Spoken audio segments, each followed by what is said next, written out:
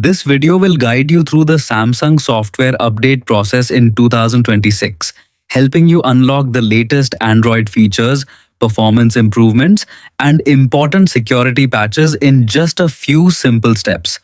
Open the Settings app from your home screen or app drawer.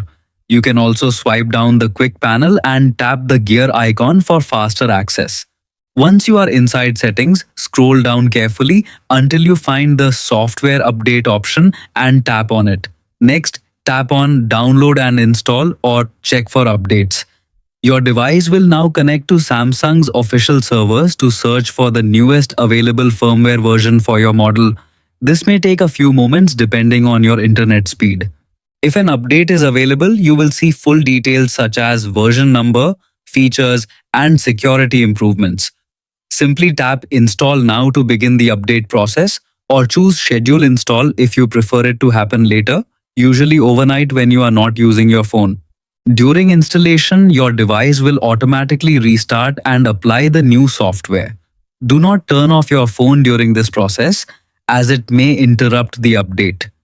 Important tip: make sure your battery is charged at least 50% or keep your phone plugged into a charger.